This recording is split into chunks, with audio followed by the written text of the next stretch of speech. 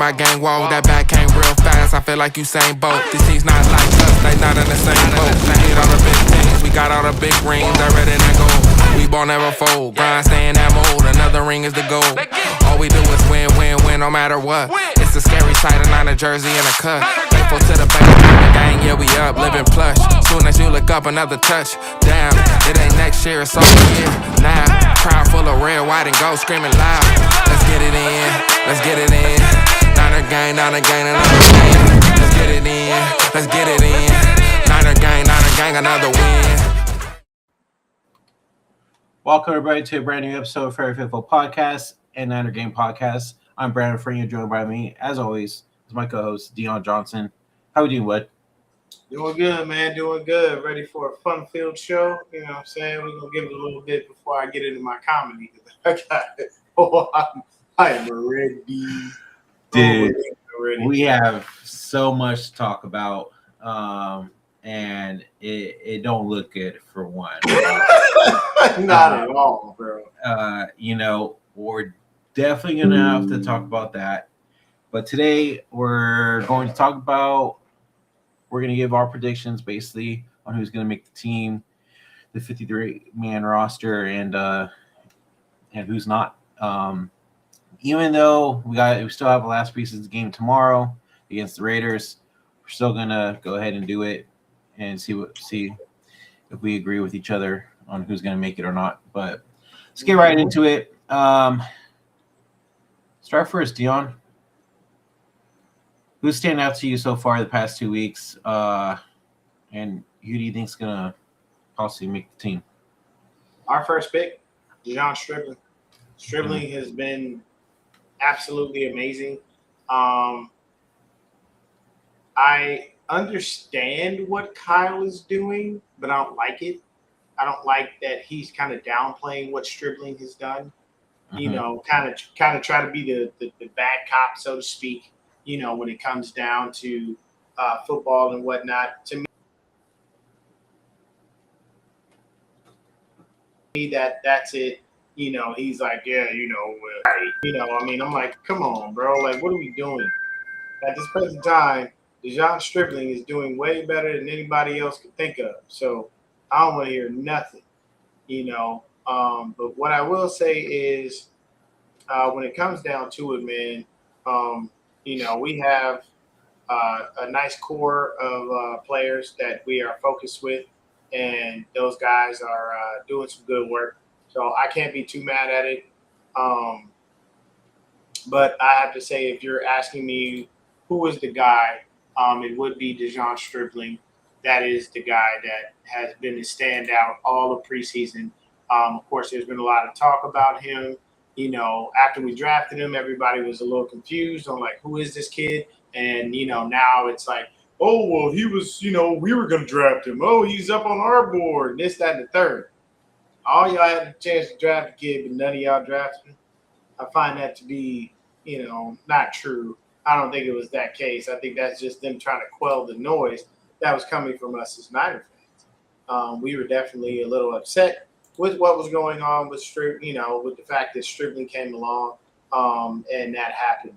The other person that I'm going to talk about right now as well, if y'all haven't paid attention, y'all got to look at, I believe he's wearing 75.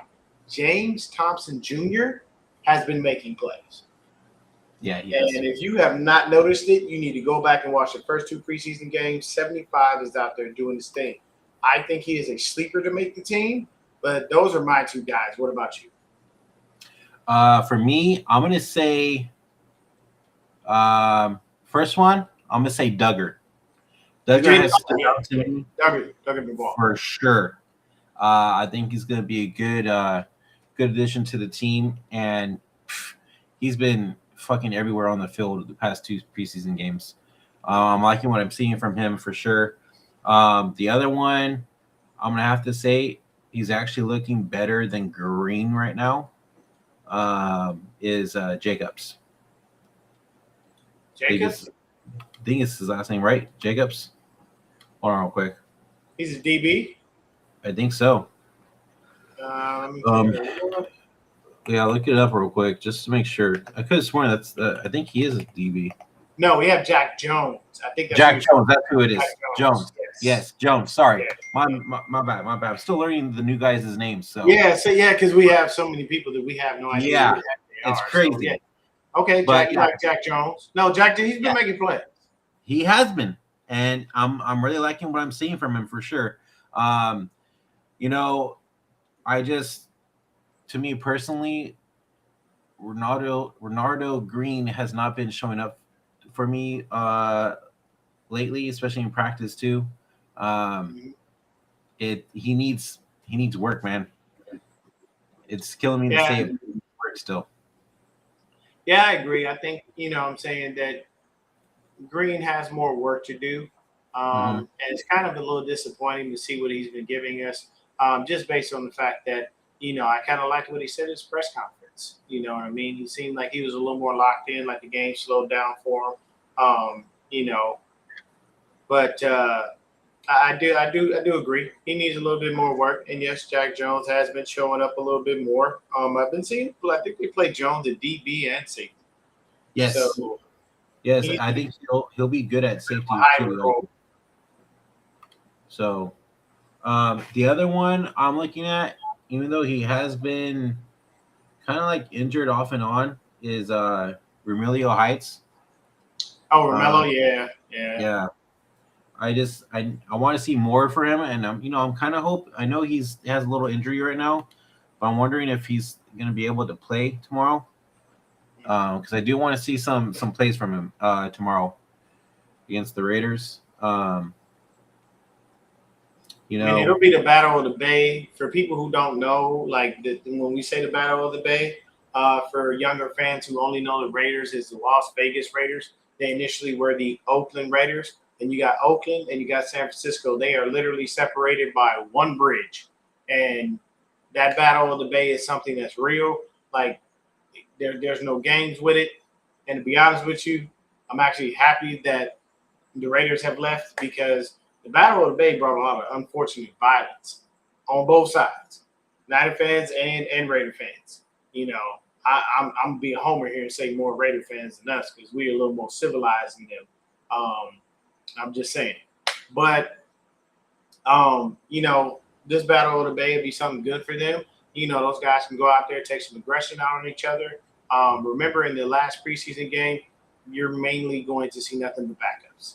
That's going to be the key. You're not going to see starters. You won't see any of the starters. We saw a few of them last week, but in this Battle of the Bay, it'll mainly be just straight up backups. The good thing is it gives us a perfect chance to evaluate the talent that we have behind the starters, so we can know, hey, if somebody goes down and we have to do this next man up thing like we unfortunately have to do every year, at least we know, okay, this person will slide in and we won't miss a beat. Or this person's going to slide in, but we got to have a little bit more. So I think it's going to be great. And speaking of which, we got the one and only 49er Media. How we doing, man? Am I frozen? You're frozen. Yeah, I'm trying to figure out my camera. You are. It's all right. Just go out. You can go out and come back in, man. Okay. Yeah, we're here. Yeah, we'll let him figure his camera and stuff out. Once he gets it right, and we'll be good. Yeah.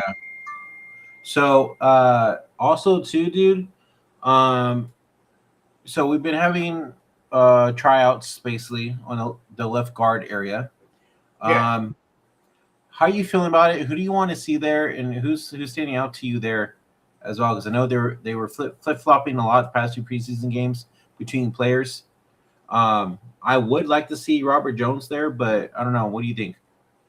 I mean, it's just all over the place right now with the left guard spot. Hopefully they pinpointed who they want to start. I can tell you right now, Connor Colby has not necessarily looked the best at the left guard spot. Jones has probably looked a little bit better. I think they even had Willis in there at the left guard spot for a little bit as well. So we'll have to see who they choose.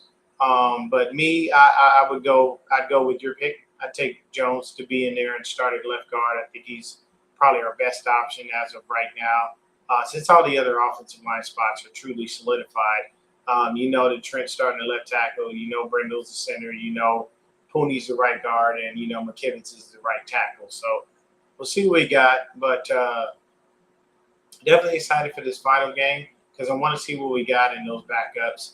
And we'll see what we got as far as the line goes. You know what I mean? Like I said, don't expect to see any of the starters. You may or may not see Mac Jones. I don't know what's going on with Curtis Rourke. I'm not sure if he's healthy, if he's going to play. But to be honest, if anything, we may get – it pains me to say this, we may get a full game of Adrian Martinez, which I don't know how well that's going to work out because that kid is not very good. You know, he has he's too flashy. Like he has like those moments where you're like, "Whoa, this guy's great," and then he has that other moment where you're like, "I have no idea why you did that." So it's give and take with Martinez, but I will say, at a bare minimum, hopefully we can see. You know, a good half of Curtis Rourke and a good half of Martinez as far as the starters. Rourke will definitely be our QB3, and we know Martinez is going to wind up on the practice squad. But, you know, we should get a chance to see what these other receivers have. Jacob Cowan getting injured again, man. I think Anshul said it was a groin injury. And that's the same thing, bro. His groin, hamstring, he's always tearing up something in his legs. And it just doesn't make any sense. And the worst thing for him was he finally had a chance to build some momentum off of something. And now this happens and you're screwed because initially, you know, in that last game, that return for a TD was wonderful. And I've always thought that Jacob Cowan, with his dynamics and his speed, should be our return man. But the man just can't stay healthy. And at that point, what are we to do? We got to turn to someone else. You can barely get on the field. And it's unfortunate, but we got to live in reality, man. I'm sorry. You can't get on the field. At this point, man, cut the dude, call it a day. You know, the 49ers have this weird innate sense to keep holding on to players for no damn reason. And I don't know why. Why are you holding on to someone who consistently gets injured? We kept Jalen Hurd for how many years? And he was injured? We kept worthless Jet McKinnon for how many years? And the only time he actually decided to show up and play was in the COVID year when everybody and their mother was injured. But we needed you to be there all the other times, Kermit Furrow, and you weren't there. So I don't know what the Niners' problem is with holding on to injured players and why they don't let them go or just cut their losses. But they do. And it is what it is. You know, I feel bad for Jacob Cowan. Because, you know, you constantly are getting injured, but at the end of the day, this is a business. And I'm sorry, I'm in the business of winning games. And if you can't help me win games, you can't even help me, you can't even get on the field, why am I paying you? Like that, at this point, you just a body, wasting my money and my time. Now, don't get me wrong, you know, I don't think Cowan's getting paid no ridiculous, exorbitant amount of money. But hell, at the bare minimum, I can take that money and put it elsewhere. Correct. You know, I know that Bosa going to come and try to ball out and have himself a good season so he can get a new contract. I know CMC's going to want to play because he's going to want a new contract. Like, all these things are going to come into play. But it is what it is. So let's go ahead and move on with injuries, dude. They keep attacking us. Mike Evans is out again to practice with another injury. This time, I believe it's his calf? It's a hamstring. Hamstring? I think, I'm going to be honest with you. I think Mike Evans is just BSing this. I just don't think he's old. He just doesn't want to practice. Because how are you constantly injured that many times throughout training camp? Right. And then you come out and say, hey, well, you know, if the game was today, I'd be able to play. So what you're telling us is you don't want to practice. You don't feel like you need practice, which to me, I'm sorry, you do need practice because this is not a system that you are comfortable with and that you've been in. And at the same time, I need you to build a rapport with Brock Purdy. Right now, him and Stribling look pretty good. But you and Brock, I understand everybody said y'all have a good connection and all that. That's wonderful. But at the end of the day, I need to see more of that. I need you to string together, all practices all week without any injuries, and then come out on Sunday and ball. Everybody keeps saying how he's been working the DBs and nobody can beat him in one-on-ones, all that stuff. That's nice, but what's the significance? Here he is. There we go. Media's back. I don't know what is up with my computer, so I'm just gonna join from my phone for now. That's cool. Okay, that's fine. All right, man. Give media's thoughts on this stuff. We went ahead and I'm gonna put you up top while he's gone. Talked about who we like to see on the team, making it and stuff like that.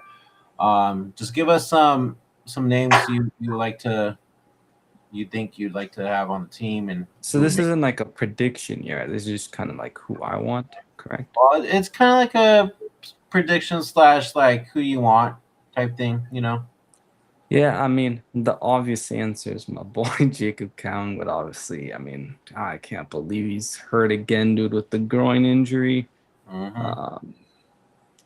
But I mean, honestly, I don't really know if there's a player that I'm oh, I want them to make the roster. I don't know. I get this team kind of just feels a little weird this year, where I don't know if there's really it's kind of hard in terms of the cuts.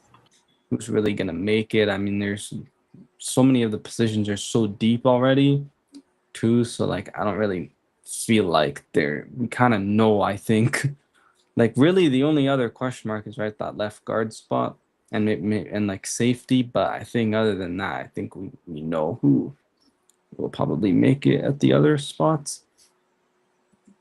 Let me ask you a question, media. Mm-hmm. Do you think it's time to move on from Jacob Cowing? I mean, several years worth of injuries. We've never gotten anything from him on the actual field in a live game. Do you think it's time to let it go, or do you feel like we should give him another year or so? Yeah, I mean, it's a tough situation because, you can go with 6 wide receivers, but we know Mike Evans is already dealing with a little bit of something too.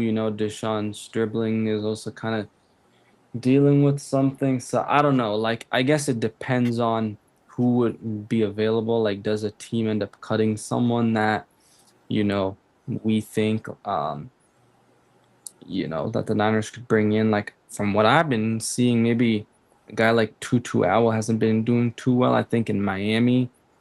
So if Miami were to cut him, maybe that's a guy that could replace a Jacob Cowing. But honestly, again, it just depends on who's out there from other teams when the roster cut.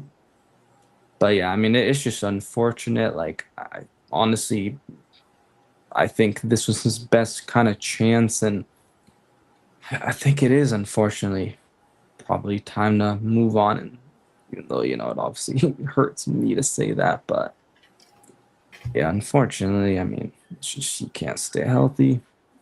So, who do you think should be our left guard?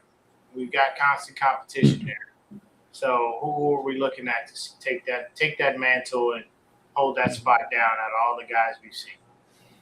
Yeah, I mean, I said this a little bit a few days ago when we were on with Christian, and I mean, I get we're in a win now situation, but I think you give Carver Willis the chance.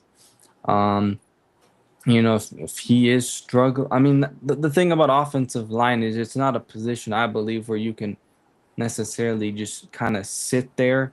And especially because the Niners, it's not the Laken Tomlinson and Aaron Banks situation where it's okay, you have Laken Tomlinson for one more year. You can have Banks, make sure he's in shape, the proper football shape. And, I know you had to lose some weight just because of how the Niners like their offensive linemen. I think the Niners just are not in that situation. They don't have anybody that can really take that spot. I mean, Robert Jones, he's hurt, right, as well. So I don't know. It's a tough situation because there's not really anybody out there that's between Carver Willis and Connor Colby. Yeah, Connor Colby that have just impressed, right? We've heard some reports about Connor Colby looking good, but then kind of after that, it's slowly kind of slowed down. So I don't know. It's a really tough situation. media, do you think we see Robert Jones play there a little bit tomorrow? Isn't he still injured, if I'm not Is he? mistaken? I Believe just already so. came back, but I could be wrong. Okay, let me. Let me see.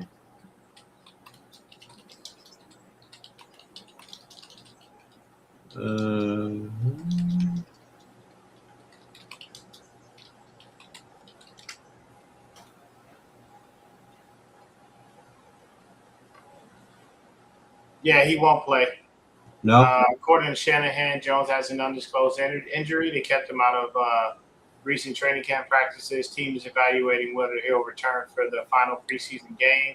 Probably won't play at the end of in that final preseason.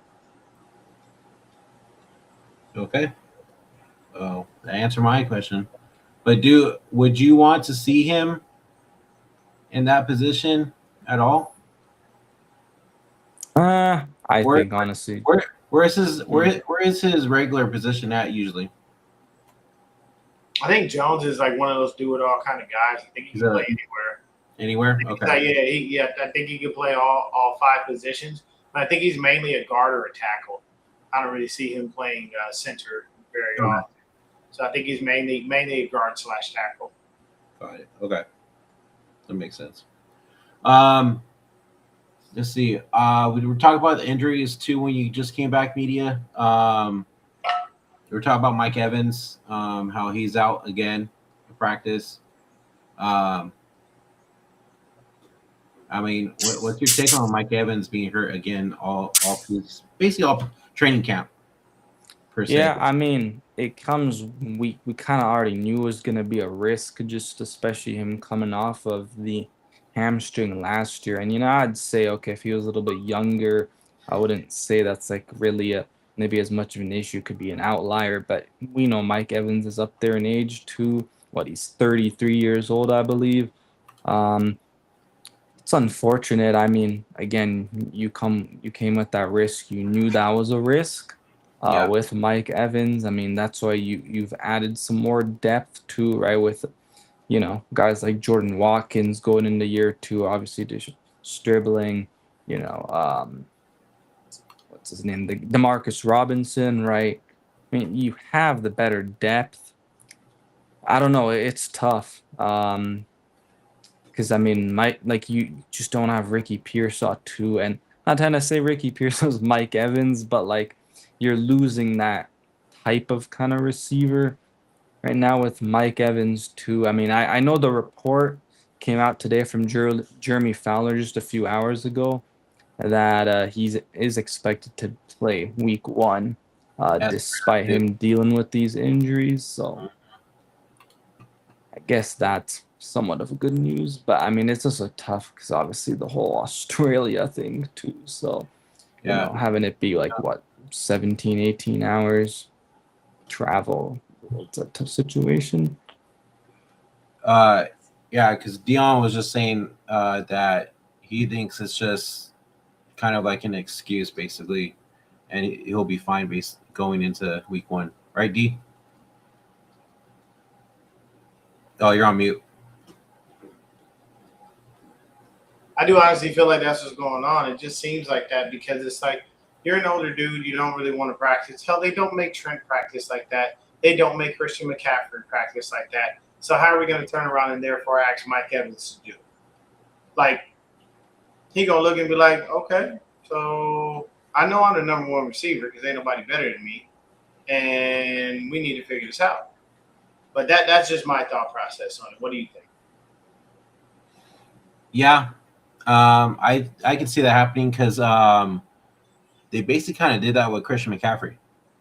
They said Christian had an injury that he was dealing with when he was out, and then you heard Christian the other day when he came back saying that he just wanted to take a break, knowing that he was, he was ready going hard, and he was fine. There was nothing wrong with him. He just wanted a little break, so then he'd come back and then go right at it, 100%. Now, speaking of Christian McCaffrey, I watched that interview, and I want to know your thoughts because I call super cap Christian McCaffrey is talking as if he himself is going to,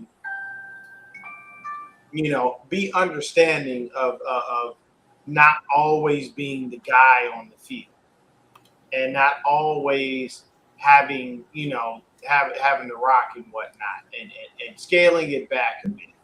I call Super Cat. Okay, the man selfish is all get out. We know this. We've heard about this in many different ways. So my thing is, I need the collective, i.e., Christian McCaffrey, Bobby Turner, and Kyle Shanahan, to come together and all have an understanding that, hey, if Kayvon Black is healthy, he's gonna get some touches. We are not gonna do him like we did Brian Robinson Jr. and waste his time. I felt bad for Brian Robinson Jr. because he was here and they just wouldn't let him on the dang field. So Black is definitely a hard runner, and as I previously said, I think all you need is just enough space. He's going to hit a home run. Like, he looks shifty. He looks really quick. I like what I've seen from him. But I call cap on that, man. I call straight BS. I doubt you're going to be giving up the rock or coming off the field. I don't believe that. And I don't believe that Kyle and Bobby going to have the balls to tell you to sit down. So, I mean, I really like y'all's opinion on it. I'm saying this a lot. I don't believe it at all. What do you think, media? About CMC and like the usage and stuff. Yeah. I mean, and the thing is, you bring in Kayvon Black, and I mean, I know he's looked better than probably any of the, aside from Elijah Mitchell, obviously was injury prone, but like, honestly, he's probably looked better than any other rookie running back we've, drafted. But yeah, I mean, the whole question is, will Kyle Shanahan actually finally use him? Because like you said, Dion, it feels like the Niners kind of just go with whatever the CMC way is. And when CMC doesn't want to, get off the field, they don't really say no. And I mean, I think you can use, Kayvon Black in so many different situations, right? With especially at the goal line. I mean, looks like he's at least a better blocker than some of these guys. So maybe that kind of gets him there, but it's such a tough situation. It's something you really can't predict until you actually see it. I mean, I don't trust Kyle Shanahan to do it. I'd be pretty shocked, in fact, if that happens. Yeah. So honestly, I think this year you're gonna be surprised to see him actually taking a step back and not being out there 100% all the time and always having the ball and stuff. I think we're gonna see split carries, especially with Keon Black back there. I think we're gonna have a 1-2 punch this year, to be honest. Okay. I really do. Me and media say we ain't trusting Kyle and Bobby, and you say you trust Kyle and Bobby to do what they supposed to do. Okay. Yeah, I think it's time. I think it's that time. He's Christian's older, and I believe his birthday's coming up too. I think he's realizing, look, I can't be going crazy like I have been past couple of years, because I'm not getting any younger, and injuries happen, all this stuff, and we have younger guys that are right behind me, and I think it's going to be that time where, hey, let's have our backup start getting out there and making some plays. Hope you're right, man. I hope so too. Yeah, we're all hoping that you're right. Yeah. We just don't trust the fact that you're right. Another one that stood out too is Nick Bosa hasn't been practicing either because he's dealing with knee tendonitis, right? Yeah.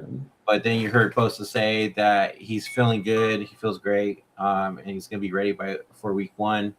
What are your guys' take on this? Do we believe what the Niners are saying, or do we believe what Nick Bosa is saying, and if he's really good? Go ahead, media.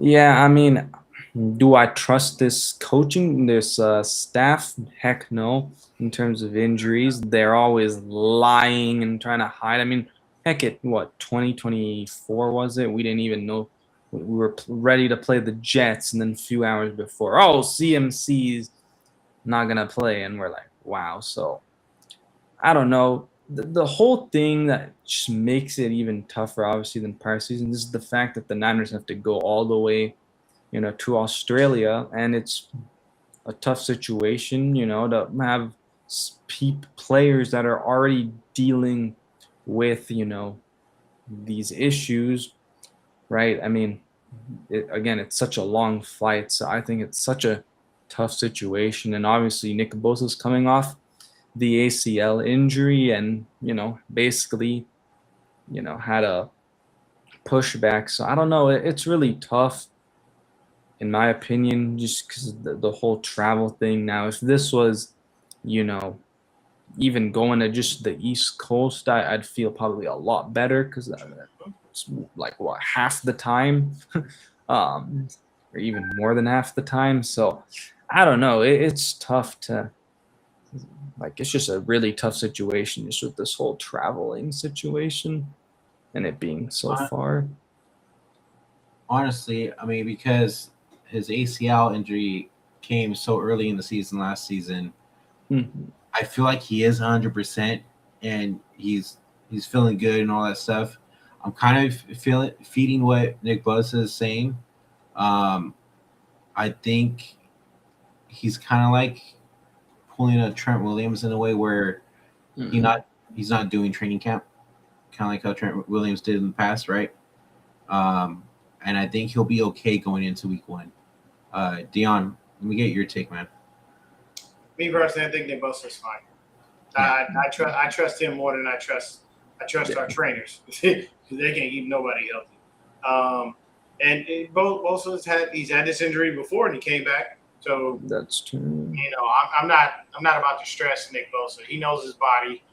Plus, at the same time, like as I stated earlier, he's playing for a contract, people. He got to go out there and ball. He knows he has to come up with no less than about 15 to 16 sacks for him to get, big money.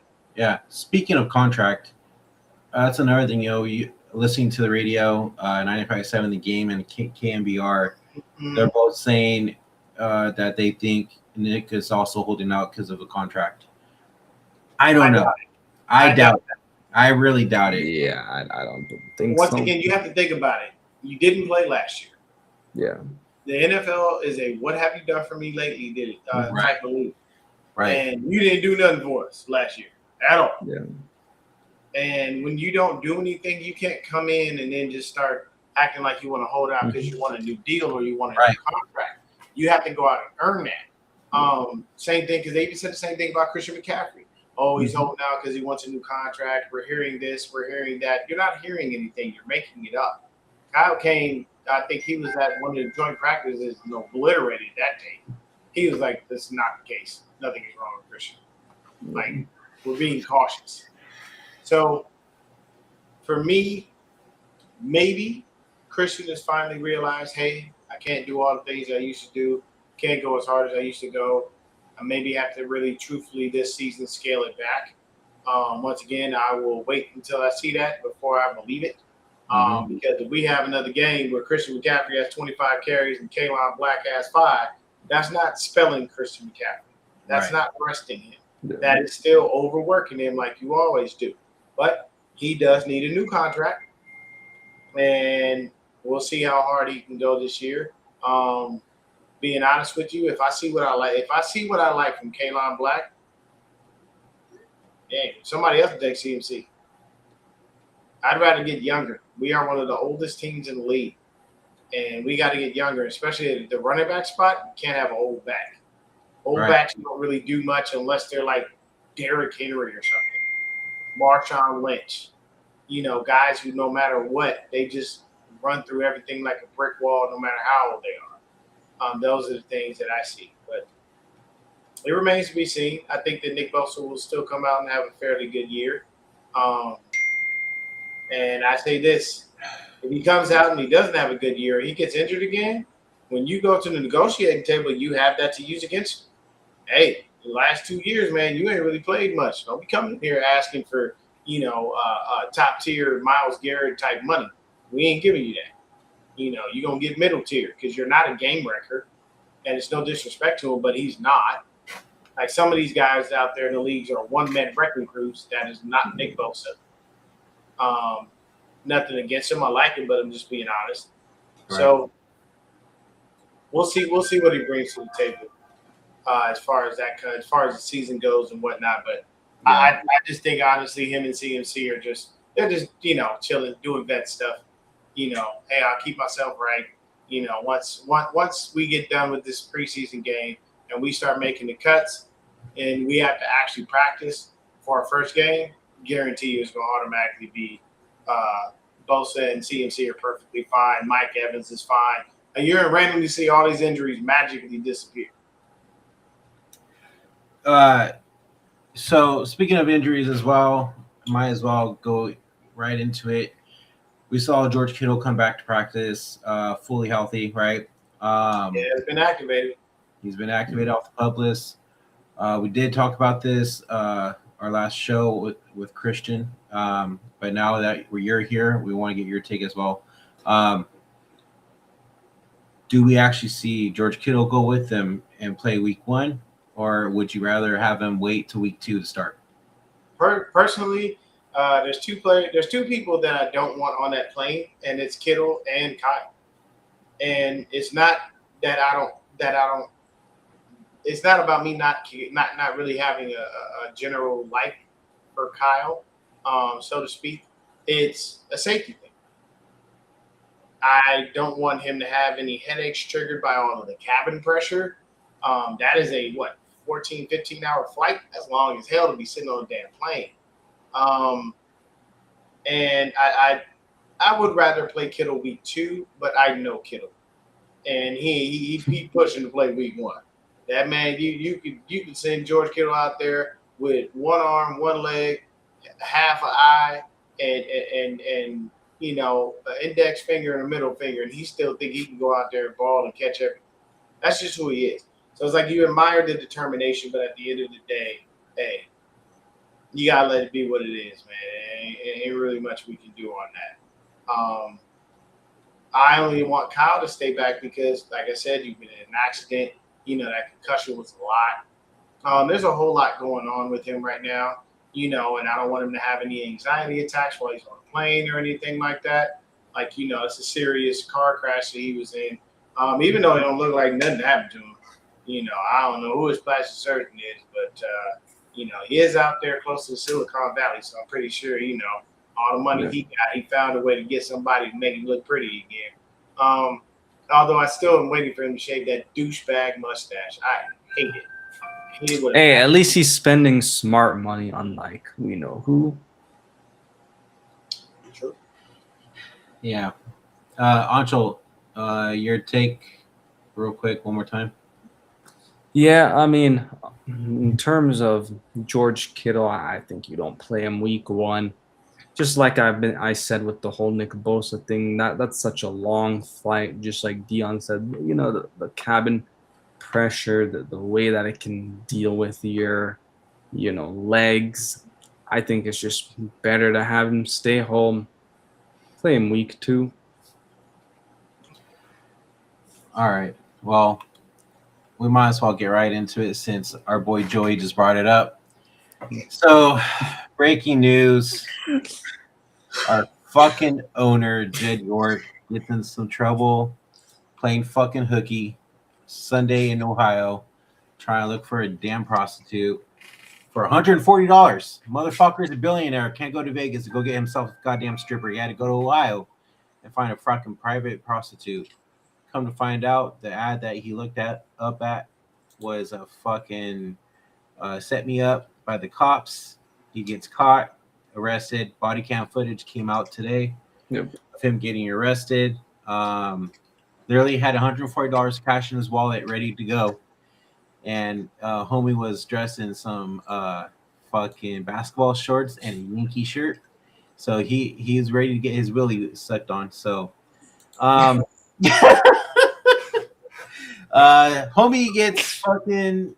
gets hit, gets put in the rigor. Dion, go ahead and explain what he got no contest of and got caught for. Okay, so basically what happened with Jed York was he pleaded no contest to basically, long story short, money makes a lot of things go away. It's technically what Jed York did is a felony, but it got bumped down to a misdemeanor because money makes everything go away. So he pleaded no contest to engaging in acts to solicit for prostitution, something to that effect. I don't know the pure legal terms. I don't do all the lawyer stuff. That I leave that to the wife. She knows all that. But at the end of the day, it's this simple. And people just understand what I'm saying. Don't judge me. Okay? I'm trying to break it down for people who don't understand, people who don't know how this works. Okay? I give y'all a little bit of information on me. I am from Los Angeles, California, born and raised. I now live in Arizona. So my mother's probably watching this, but I'll tell you this. Forgot. Happy birthday, Mom. Love you. Shout out to Mom's happy birthday. Mom. And Happy birthday. so there'd be nights where I told my mom I was hanging out with my boys, and I was not. Of course, as young men, we all tell our parents we go in one place and we go another. Mm-hmm. To sharpen my my tools, so to speak, with the ladies, I hung out with pimps. Yes, and I'm not talking about fake pimps. I'm not talking about baby powder from How High with Mike Epps and his Baby powder. You know what I'm saying? I hung out with baby powder on. I hung out with real full-on actual pimps. You know what I'm saying? Cats that, had people out there being solicited for money. Money came back. Jed, as much money as you got, you don't have friends in high places that can get you what you was looking for? Or is it that you were just trying to be cheap? Because they say you can't take the boy out the hood. You can take the boy out the hood, but you can't take the hood out the boy. So you mean to tell me I can take the boy out the country, but I can't take I can take the boy out the trailer park, but I can't take the trailer park out of the boy? You could have came to Arizona, okay? I'd have took you down on Van Buren. You'd have had your pick of the litter, bro. And it probably would have cost you less than 140. You probably would have wound up paying a little bit less, to be honest with you. Like, at the end of the day, bro, he could have gone to fucking Vegas and did that shit legally. I'm just saying. So my thing is, you go out there, you look for someone to solicit for sex. That's what you did, and you got caught. And you got caught because you did it at a bare minimum, Jed. You did it the wrong way, bro. There are escort services for people with your kind of money. Oh man, escort services, bro. I mean, like people that are very discreet. They do not tell your information. They keep it all under wraps. And hey, man, you're gonna have to pay a little bit more. But at the end of the day, you don't get pulled over by the cops in the sting operation trying to catch people soliciting for prostitution. How did he? Like the main thing is, how the fuck did you fall for it? On Facebook, fall for the ad, bro. Facebook. The motherfucker said he worked for real estate. He told the cop that he worked for real estate. I'm gonna just say this now. Look, Jed, if you need that, I know this is a small podcast. You probably watch bigger ones. Look, man, holla at your boy Down the Game podcast. I get you taken care of. Okay, I got you. Okay, I still got some connects back home. It ain't fucking shit, bro. It ain't nothing, man. It ain't nothing. At the end of the day, it's this simple. When you have money, you can make things go away. Yeah. But now Jed is filing for divorce. Now, herein lies for divorce in May, though. Okay, so herein lies the issue. So you filed for divorce back in May. You get busted, here in August, for soliciting a prostitute. Here's the problem with that. Once again, you got too much money, okay? if you needed one of those, why you ain't called Robert Kraft? He was in the same BS that you was in. You couldn't call Jerry. You couldn't call none of these other billionaire owners and ask them, hey, man, look, you know, your boy been on a little drought. Because let's be honest, everybody goes on a drought, men and women. You said, look. Go on droughts. You just don't sometimes. The drought can be 2 days. It can be 2 years. You never know when the drought is coming, but it will. And when it happens, if they catch you off guard, makes you do weird shit, like go out and try to buy hoes when you a billionaire, which don't make no sense because you shouldn't have been doing that. Okay? You had many options on ways to get that. I am so sorry. Let me say this. There are some very ugly people in the world with a lot of freaking money. Women will chase the bread, bro. You can have some of the finest women do all kinds of crazy stuff. When you show them you got that B in your bank account, look, man, they're going to bend it over, bust it open, turn it sideways, flip you upside down, but they're going to do stuff you ain't never even heard of.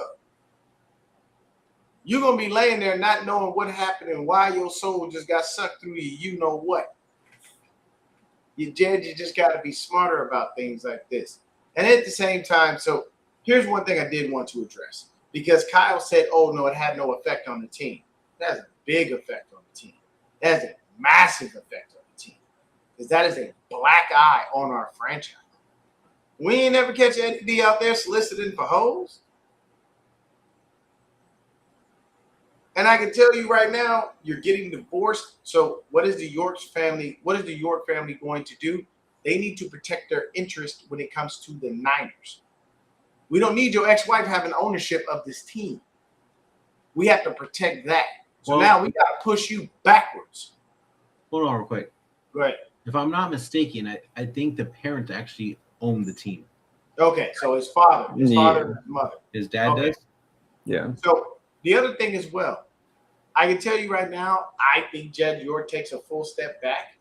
And I think he's been doing that because if you notice, Jed York ain't been around. Bro, he ain't been here. He been in Ohio for the past couple months. Yeah, and over the summer. Yeah, and you know who's been there? Al Guido. Been there the whole time, been running the team, been doing everything. I think he was grooming Guido to take over for him, and I think that the Yorks trust Guido more than they trust their own child. Didn't also Guido become like CEO officially? Yeah. He promoted him.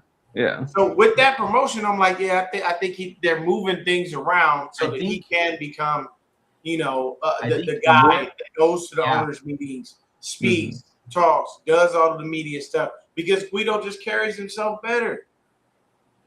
And I think York is done, dude. I believe he is. This is not something you come back from. Right. So what people don't realize is when you get people that have situations with domestic violence, you get cut off immediately. Just an accusation can get you fired. It won't even be true. The court of law, everything. Not in this situation. It's been proven. It's true. I think Jed York, unfortunately, his time is up with the Niners. And, it can't come soon enough because we need to get somebody else in there that actually gives a shit about winning championships. He doesn't. No, I was just going to say, I think Jed was honestly planning on stepping down. I feel like even before this shit happened. Just seeing that was going that way with the way that things were going with Guido and the way that you saw the progression of things in the offseason. He just wasn't around like he previously has been. And I think honestly it might have weighed on him too much. No, and you also have Parag, who stepped down as the cap guy too. So there's so many changes already happening, and then they had the assistant, I think, GM, and the guy that they brought from the Vikings is now the new cap guy. So I wouldn't be shocked honestly if Jed ends up just stepping down, and you kind of have Al Guido as the main guy because now it's kind of just they're trying to run it as a bit. It's not now. Guido's the CEO. He'll probably be the one making the calls, and hopefully he cares more than Jed, which I Also think he honestly that, does. Guido was actually the one that was in the NFL meetings today. Mm. Yeah. And stuff. So, Yeah. and Jed is not going to be anywhere near this team. yeah, no. I guarantee you, his parents, if he has a publicist, anybody, they're basically saying you need to be a hermit. Stay at home. Don't go nowhere. Don't do nothing. Don't say nothing. And don't get on Facebook asking for hoes. I know. You know what I'm saying? And Freaking he had a whole ass Facebook, another bro. phone to do this shit too.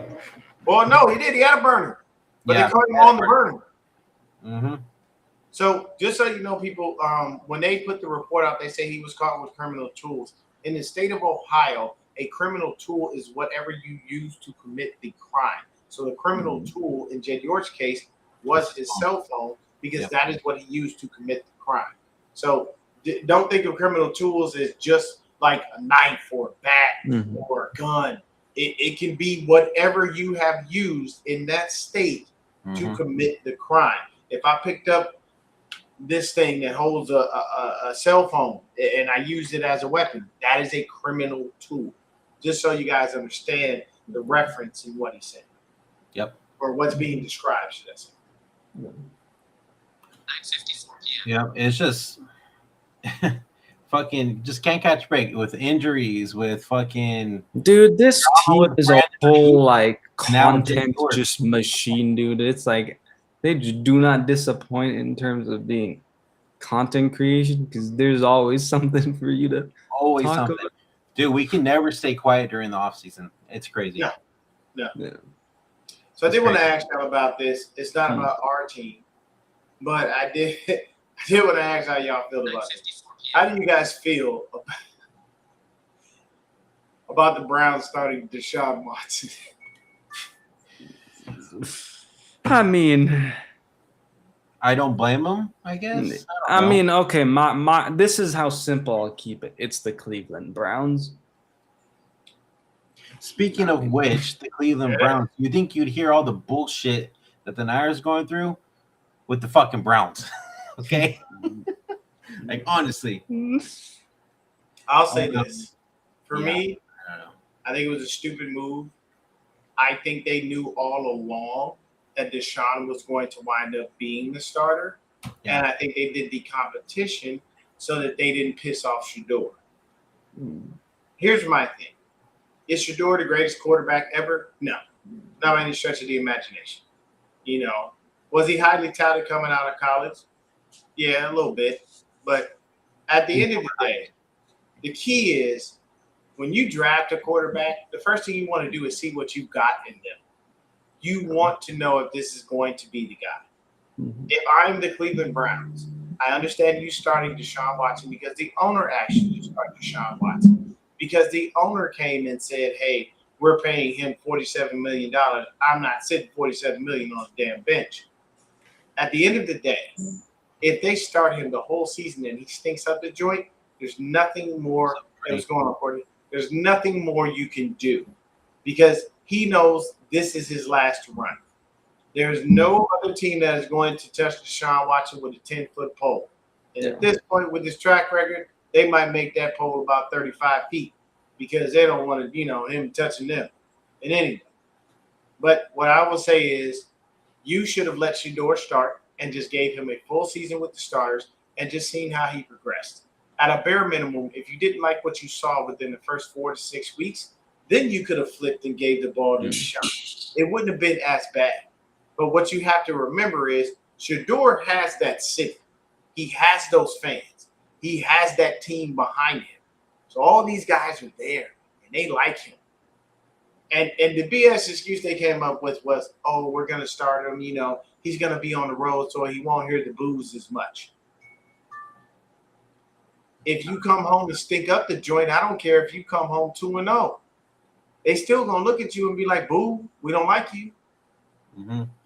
Like some things you just don't come back from, okay? If you want to know why Ray Rice never had another snap in the NFL, it's because he snapped and hit his woman.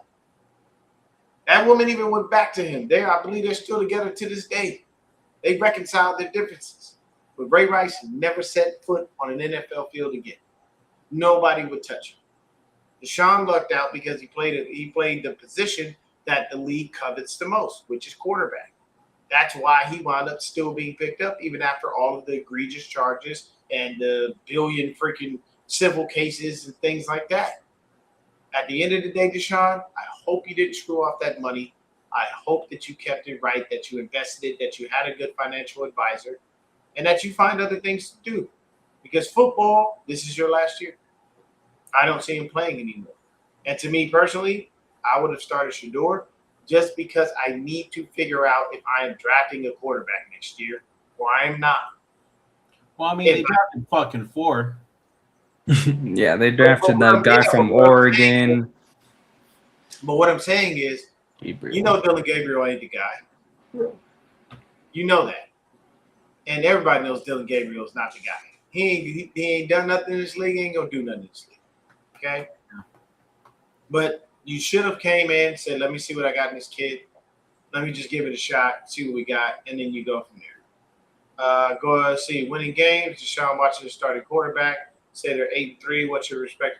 To be honest with you, I'm not going to lie. I do agree with the adage that winning does cure everything for fans.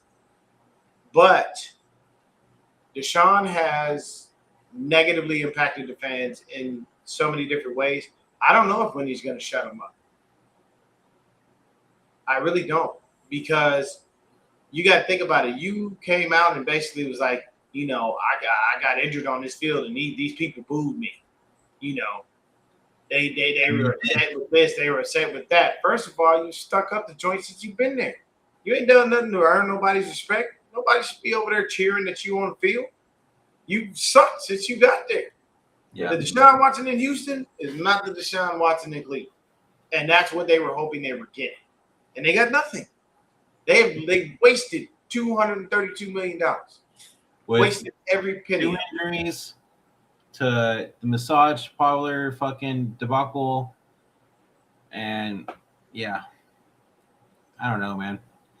The Browns. I mean, it kind of is what it is on that one. You just let it be. Yeah.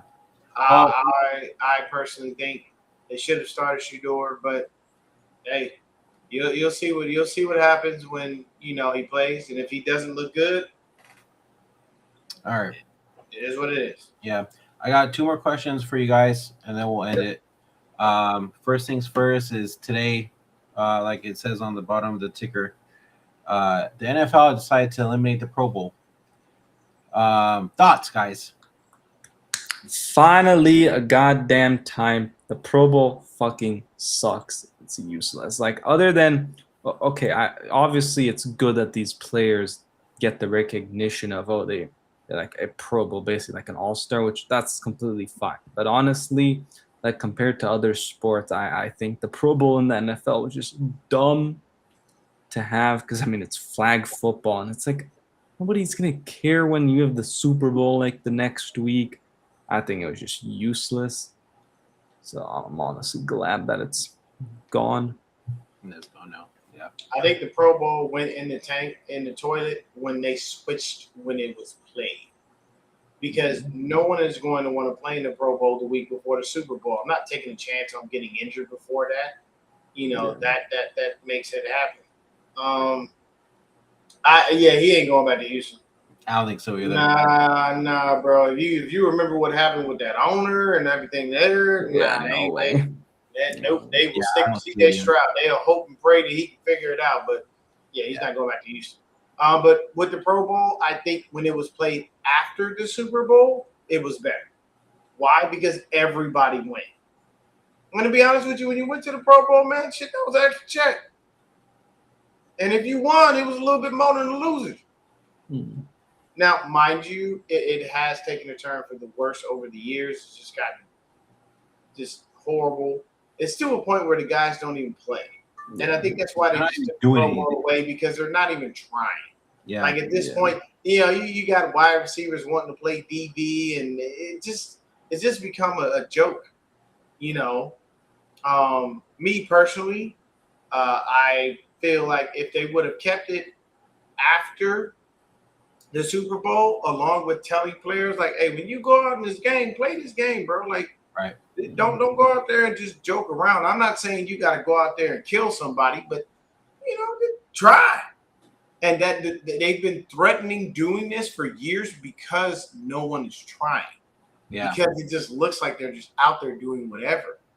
And nobody wants to see an basically the Pro Bowl for the NFL is the All-Star game. Nobody wants to see an All-Star game and nobody's trying. That's stupid. Yeah. Like, I wouldn't want to watch that. Man, if that's the case, but that would be like watching the MLB All-Star game and all they're doing is just tossing the ball up so people can knock home runs out of there. That's stupid. You know what I'm saying? Exactly. I don't know why they changed it. I don't, but I agree with you, Courtney. If they did it like they did it previously, Right. after the season, you would probably have better participation because then you don't have guys that are stressed out, or thinking, "Hey, I got to play a game next week. I don't want to be injured." It'd be nice. Yeah, it'd be nice if they kept it the way it was. They kept it in Hawaii. Because everybody was having fun. And plus, that brought Hawaii tons of money. Yeah. That brought them extreme revenue. That's a wonderful thing when you can do that for a small island that needs every penny they can get. You know what I'm saying? And it's not to say that Hawaii is suffering like that, but at the end of the day, man, hey, when you have something like the Pro Bowl in your city, or you know what I'm saying, in their case, in that small little country, hey man. Yep. You gotta do what you gotta. You go out there. And plus, I mean, hell, I never heard about people getting in trouble or acting a fool. And people used to always have a good time. Right. You know what I'm saying? When you went out there to do it. I mean, shit, it was Hawaii for crying out loud. Yeah, sucks that the Pro Bowl is gone, but I mean, it kind of was something that we saw coming. Yeah. And we just kind of got to deal with it. I'll say this. Jed, next time you trying to, have that situation, man, holler at your boy, man. I got you. Okay? Just saying. Okay. Well, last question of the night, and we'll go ahead and end it. I thought this was very interesting and kind of weird in a way. Thoughts on players getting cut or released from their NFL team and then going back to college to play? Yeah, there's that guy who was it? The Browns or something, the tight end. Yep. Yeah, and then he's going back. Oh, I thought eligibility was shot once you left and got into the league. I didn't know you could go back and actually play. Oh, is this because of the new NIL deals and stuff, or what? Yeah. Oh, I guess because some players, right, they end up making more. Me personally, I find it appalling. Backwards. It doesn't make sense. So I just saw this afternoon ESPN from Adam Schefter posted that the NFL will inform its teams that any player who returns to the college ranks will be prohibited from signing with the NFL team this season. Yeah.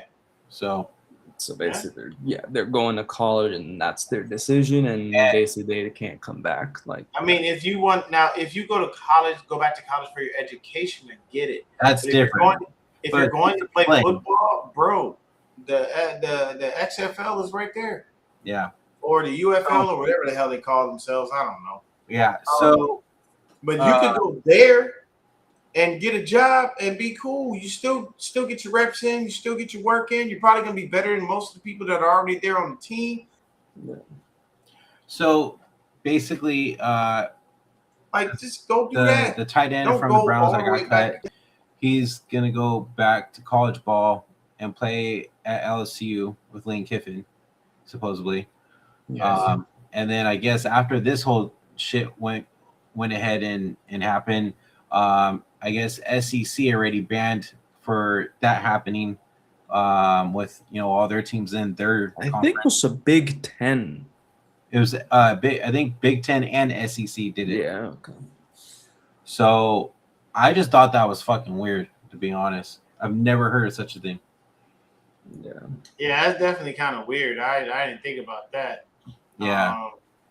I mean, I get like some players, right? If they're not gonna get drafted, super high, then like even NIL they'll make more. But like you said, Dion, I think like it makes much more sense if you're going because you're gonna finish up a degree or something. Right. But that to me is just kind of weird going back to college. Like I think you make that decision already, right? Oh, I'm gonna like before the draft, right? Okay, maybe I'll enter the draft, but then it doesn't go so well, whatever at the combine or whatnot, or with team meetings, like interviews, then you'll go back. But I think it's just a little, it's weird.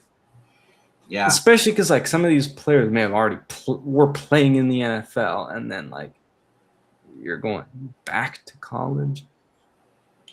Yeah, like I said, if I was gonna go backwards, I'd just go to UFL and play there. That'd make sense. But before we get up out of here, I got a little something for Jed here. It's just a little dedication for you.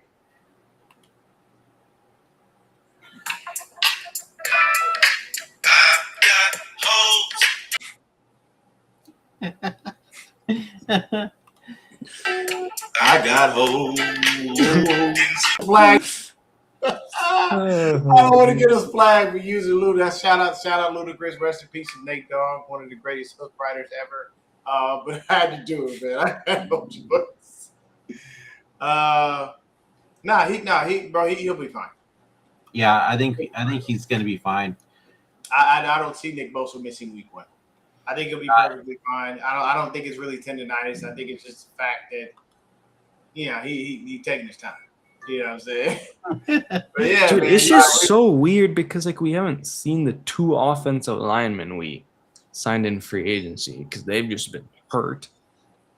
Yeah. Media ain't nothing weird about that. This is normal for us. Nah, fair enough. Dude, let me put it this way.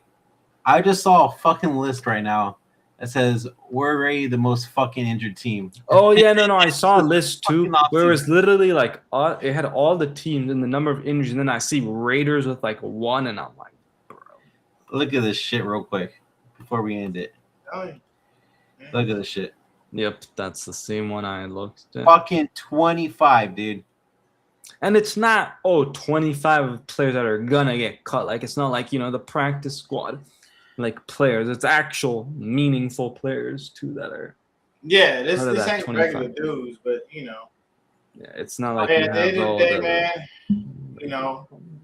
We just gotta hope and pray that the season's good. We'll be back with another video because we'll do a prediction on who's gonna make the roster and whatnot. You know what I mean? And at the end of the day, man, you want to be like Jed York.